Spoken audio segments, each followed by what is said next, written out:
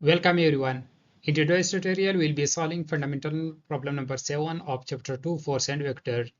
This problem states that resolve each force acting on the post into x and y component.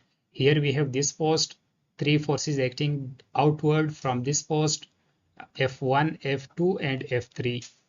In this video, we'll be resolving each force along its x and y component. So in this video, we'll be learning one additional thing, that how to resolve this type of force if this smart triangle is given.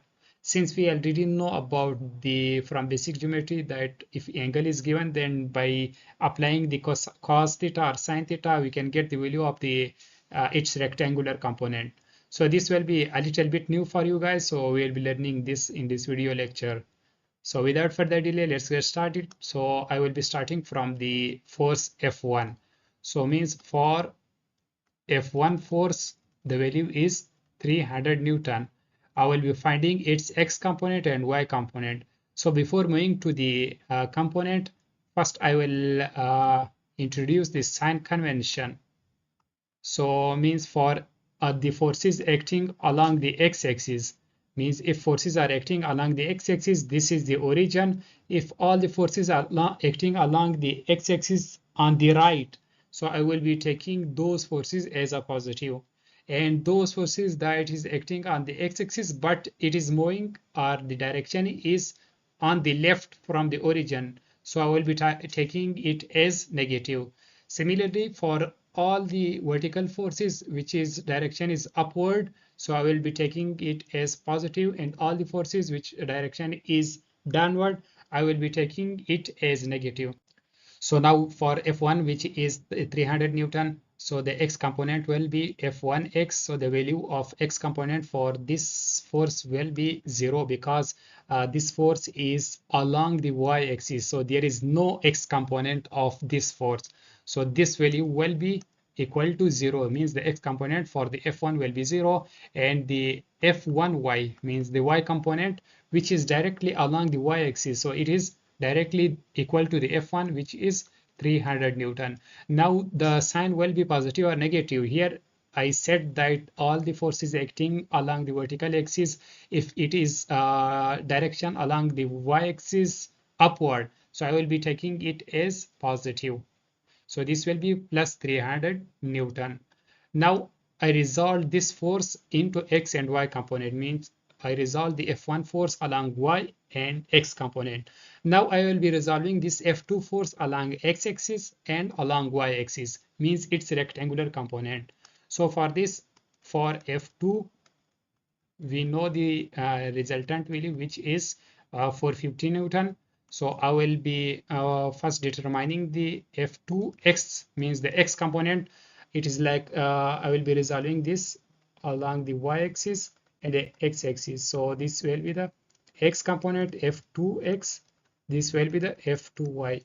Just use the cos theta formula, which is F2x will be the resultant force into cos of theta, means this x component will be the cos theta of the resultant force.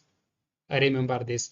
And the y component will be similarly for y F2y, it will be the F2 times of sine theta. So means this will be the sine theta of this resultant force.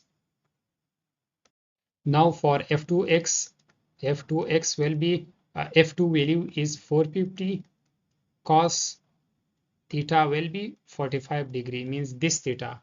Remember this. And here the sign will be like the x component will be acting on this means from this origin on the left side, and its direction is on the left. So it will be negative 450 times of cos 45. Putting this value in calculator, we will get minus 318 Newton. Similarly, put the value for the F2y, and the sign will be like the y component will be acting like this on the upward. So it will be positive 450 sine 45. So its value will be 18 Newton. So we resolve this force. Now we will be resolving this F3 force into X and Y component. For F3, its value is 600 Newton. So we'll be finding its X and Y component. So here I will be resolving its X and Y component. This is the resultant force. So the Y component will be like this. This will be the X component. So this will be the F3X. This will be the F3Y. It's acting upward. So here, if we can see this figure, only this side, we can see that we have two triangles. One triangle is this, and the other triangle is this. One is large triangle, one is small triangle. For X and Y component, we will be applying a similar triangle technique, which says that base of large triangle divided by the base of small triangle. This is small triangle. The base is 3. It will be equal to the hypotenuse of large triangle, which is F3, means the resultant third force, and the hypotenuse of small triangle, which is 5. This is the similar triangle technique, that base of large triangle divided to the base of small triangle equal to the hypotenuse of the large triangle divided by the hypotenuse of small triangle. And similarly, we'll be doing the same for the Y component. For this, the statement will be the perpendicular of large triangle divided by the perpendicular of small triangle equal to the hypotenuse of large triangle divided by the hypotenuse of small triangle. For here is I constructed the X and Y component for this F3 force. We have this F3 force. This will be the X component and this will be the Y component for this F3 force.